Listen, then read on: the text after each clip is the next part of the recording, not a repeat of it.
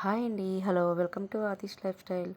ముందుగా ఛానల్ కనుక నచ్చినట్టయితే సబ్స్క్రైబ్ చేసుకొని లైక్ చేసి షేర్ చేయండి. మన ఛానల్కి కూడా సపోర్ట్ చేయండి. ఈరోజు మన కిచెన్ రెసిపీ వచ్చేసి క్యాబేజీతో కర్రీ అండి. ఇది అన్నం చపాతీలోకి చాలా బాగుంటుంది. రోటీలకు కూడా బాగుంటుంది. ఎప్పుడు ఒకేలా కాకుండా ఇలా డిఫరెంట్గా ట్రై చేయండి. చాలా టేస్టీగా ఉంటుంది. వీడియోలోకి వెళ్ళిపోదామా? నేనైతే చిన్న క్యాబేజీ తీసుకున్నానండి. ఇది మొత్తం సన్నగా కట్ చేసేసుకుంటున్నాను. చూసారా, ఇలా సన్నగా కట్ చేసేసి దీన్ని నీట్గా క్లీన్ చేసేసుకొని పక్కన పెట్టేస్తాను.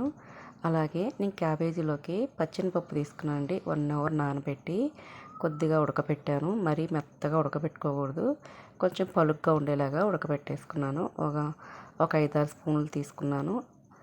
అలాగే ఇప్పుడు స్టవ్ వెలిగించుకొని ఒక కళాయి పెట్టుకొని దాంట్లో 2 లేదా 3 టేబుల్ స్పూన్ల ఆయిల్ వేసుకున్నాను. దీంట్లోనే పోపు దినుసులు కూడా వేసేసుకున్నాను. ఇవి కొంచెం వేగిన తర్వాత సన్నగా తరిగి పెట్టుకున్న మీడియం సైజు ఉల్లిపాయ నేను ఒక 2 తీసుకున్నాను. ఇవి సన్నగా తరిగి పెట్టుకొని వేసేసుకున్నాను. అలాగే 3 పచ్చిమిరకాయలు బారుగా వేసేసాను కట్ చేసి.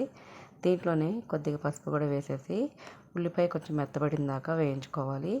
ఒక రెమ్మ కరివేపాకు కూడా వేసేసాను. ఉల్లిపాయ మగ్గిన తర్వాత దీంట్లోనే 2 టేబుల్ స్పూన్ల వరకు కారం, ఒక టీ స్పూన్ వరకు ఉప్పు, కొద్దిగా ధనియాల పౌడర్ వేసుకుంటున్నాను. నేనైతే మసాలా కారం వేసానండి. మీరు మామూలు కారమైనా వేసుకోవచ్చు.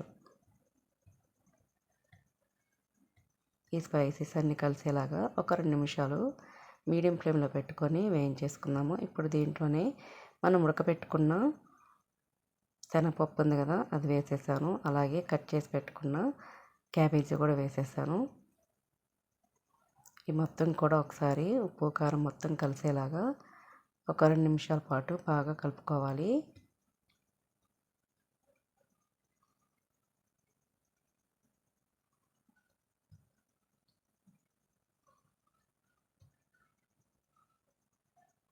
ఇలా నిదానంగా కలుపుకొని మీడియం ఫ్లేమ్లో పెట్టేసుకొని 3 to 5 మినిట్స్ వరకు మూత పెట్టేసి బాగా మగ్గనివ్వాలండి.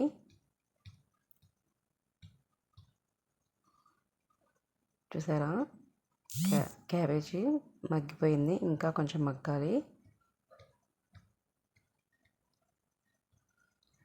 ఇప్పుడు సిమ్లో పెట్టేసి బాగా ఒక 5 మినిట్స్ మగ్గనిస్తే కర్రీ రెడీ అయిపోతుందండి.